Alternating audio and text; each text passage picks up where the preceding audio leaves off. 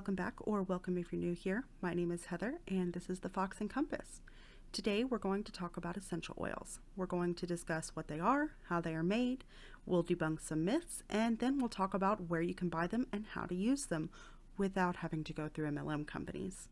Before we get into this, I want to give a little background. I make soap. I've been into creating soaps, tinctures, extracts, salves, and general herbalism for over a decade. So I know quite a bit about all of that. The reason I tell you this is because I want you as a viewer to know that I speak from experience. I also want to point out that with all of my experience, I have never and will never create essential oils. Why? It's expensive.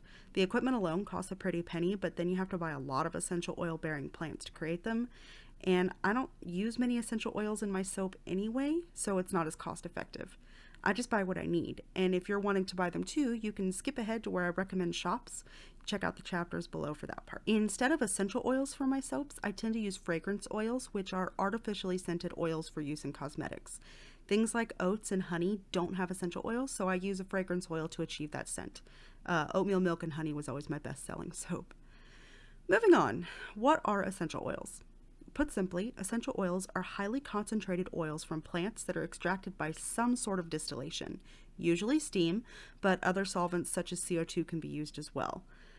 Basically, plants are heated to a really high temperature, and then the steam rises through the plant, extracting the oils. It's a highly technical process that varies from person to person, equipment to equipment. Some people extract oils with a pressure cooker and homemade condenser. Others buy fancy, complicated stills in order to distill the oils. Fun fact, the process of making essential oils can be traced back to the Indus Valley approximately 4,000 years ago, where evidence of plant distillation has recently been discovered. Either way though, the process involves heating up plant matter and then cooling it rapidly to extract the oil. Something fun to note, essential oils aren't named because they are necessary. They are named because historically it was thought that the distillation process took the very essence, the soul of the plant, and concentrated it into an oil. And in some ways that's true. It does sort of take the essence of the plant matter and hyper concentrate it, right? Sometimes you will hear people refer to essential oils as extracts or vice versa. Essential oils and extracts are not the same thing though. Instead of being distilled through steam or what have you, extracts are formed by soaking plant matter in some form of liquid, usually alcohol or an oil like grapeseed or olive or avocado oil. This is done to extract the flavor or the scent.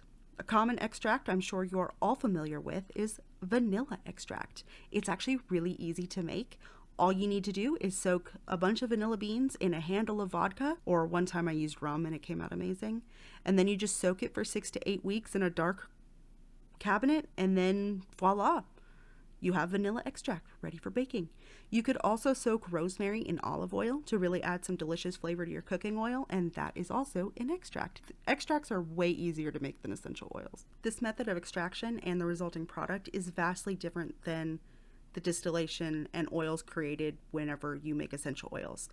An extract is more diluted and generally is done for flavor or fragrance, like I said, while essential oils have long been created for their medicinal properties. Something else you can do with extracts is make things like tinctures, which is just a fancy word for medicinal extract, but the plants you can do that with are pretty rare. You cannot do it with like every plant out there, right? There is some debate and further research needed on the efficacy of tinctures, but I can tell you that if you live in a state where it's legal to purchase marijuana, you can usually find marijuana tinctures, and these work both medicinally and to achieve a high. So while the jury is still out on tinctures working overall, I can say with some certainty that some plants work well as tinctures. Something I hope you noticed as I discussed the differences between extracts and essential oils, I only spoke about ingesting one of those. I'll talk about this more in a minute. Not all plants contain essential oils. According to Birch Hill Happenings, which I linked below, in the plant kingdom, there are more than 250,000 plants. Of those, there are about 450 plant species that produce usable essential oils. For example, some plants like lilacs, they don't produce usable essential oils. One study about antifungal properties in essential oils stated approximately 30,000 plants can be used to produce essential oils, and more than 150 different types of oils are on the market. So the research there varies, but what's important here is the knowledge that not all plants can create essential oils. So now we know what essential oils are, hopefully, but what are you supposed to use them for? Essential oils have, like I said, long purported to have medicinal properties. From curing headaches and insomnia to curing bacterial and viral infections, a lot of people consider essential oils to be a good alternative to modern medicine. In some cases, perhaps this is true. We all know that taking too much Tylenol can affect the liver poorly, right? Well, a couple of drops of lavender essential oil in a bath can help to reduce a headache. In fact, one study, which I linked below, showed that continuous exposure to lavender oil can actually help reduce symptoms of anxiety in some people. And that antifungal study I mentioned earlier, that was the study done to test the efficacy of certain essential oils on fungi due to the increase in medicine-resistant strains. There is also concern about the increase in fungal infections in humans due to immunosuppressive therapies. Thyme, tea tree, geranium, and others in those families were tested during the study, and thankfully, most were found to be effective in the treatment of fungi when used topically on humans and when applied to certain crops that were experiencing fungal infections. I linked that study below if you want to read further, and I highly recommend giving it a read. It is fascinating, seriously. However, despite those studies, my opinion is that we should not be using essential oils in place of most medicines. While some essential oils do appear promising in topical application for certain conditions, if you can, you should probably still use regular antifungal creams and take that Tylenol when you feel you need it. One thing that you should never, ever, ever, ever, ever, ever times 1,000 do is ingest essential oils. No, seriously. Remember how I said essential oils are highly concentrated while extracts are diluted? Many extracts can be food safe, depending on the source plant, right? But with essential oils, they are so highly concentrated, they can be toxic even in small amounts. So don't eat them. I don't care one iota that doTerra and Young Living and even some independent essential oil companies claim some of their oils are edible. They're not. I promise they're not. According to the Western Australia Department of Health, there have been claims made by companies producing essential oil products and their distributors that essential oils are natural and therefore safe to consume. Essential oils are not safe to consume and can cause significant poisoning even if small amounts are ingested. The Western Australian Poisons Information Centre, WAPIC, has recorded an increase in poisonings as a result of essential oil ingestions in children. It is therefore important that essential oils are stored securely in child-resistant containers and kept out of reach of children. The use of undiluted essential oils on sensitive skin or in the nostrils can irritate or burn. Susceptible people may also develop an allergic reaction and a skin rash. Even if you dilute your essential oils in water, you're still at risk of basically poisoning yourself. Why? Water and oil don't mix. You're not actually diluting the oils at all when you mix them with water, since you're still going to have little pockets of oil all over the place. And according to Dr. Lind of Cleveland Clinic, essential oils are so highly concentrated they can irritate your mucous membranes, which, if you don't know, are basically everywhere in your body. They're in your intestinal tract, they're in your nose, they're in your throat, mucous membranes everywhere.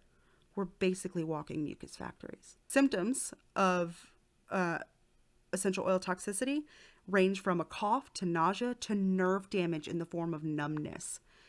So don't ingest them, all right? Topical use only if you must use them on your body. I also want to give honorable mention to the respiratory therapists and doctors who warn against direct inhalation of essential oils. While there are not any documented cases I could find about this, I can tell you that RTs and doctors alike warn against the inhalation of essential oils due to the risk of something called lipoid pneumonia, which WebMD describes as a rare lung disease caused by fat collection in the lungs. This causes inflammation, making the air sacs called alveoli fill up with fluid and pus. Ew. Better not risk it, honestly. Essential oils are really only meant for external use. No ingestion, no inhalation. Let's just not risk toxicity or pussy lungs, right? In case you can't tell, in my opinion, the best and safest use of essential oils is aromatherapy. There are some really promising studies on aromatherapy too, like the lavender oil study I linked below. This is not pseudoscience per se. You do have your snake oil salesman, of course, but both Johns Hopkins and the Mayo Clinic have articles with positive reviews towards aromatherapy in conjunction with modern medical therapies, of course. Aromatherapy cures nothing. Don't let anybody tell you that. But it can help your quality of life by helping you to sleep better, helping you to concentrate, and even to help ease symptoms of depression and anxiety. I mean, think about it. Being surrounded by pleasant scents is a great mood lifter. Have you ever made a simmer pot?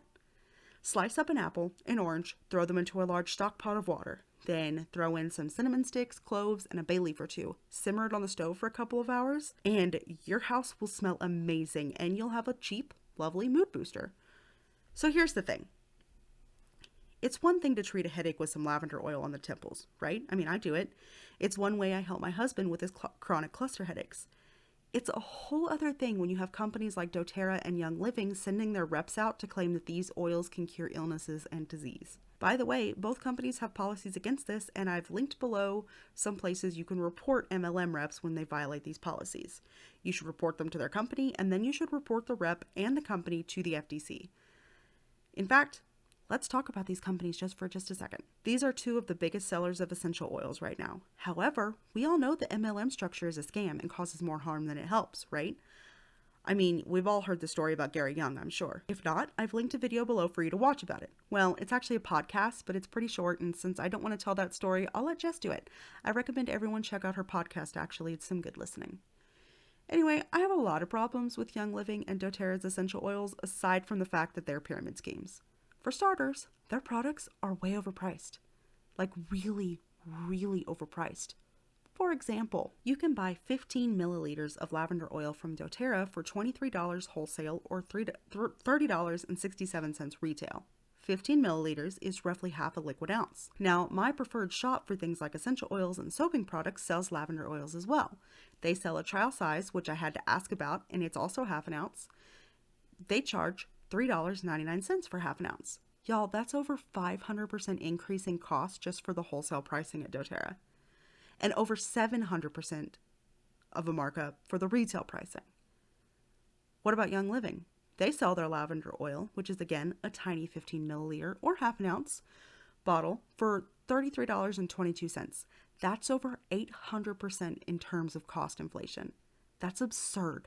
And people pay out the wazoo for these products when they could buy them elsewhere. I'll give you the alternative places to shop here in a moment if you want to buy essential oils, but let's just say that these MLMs, even if you love essential oils and totally believe they're a cure-all, these MLMs are not the place to get them.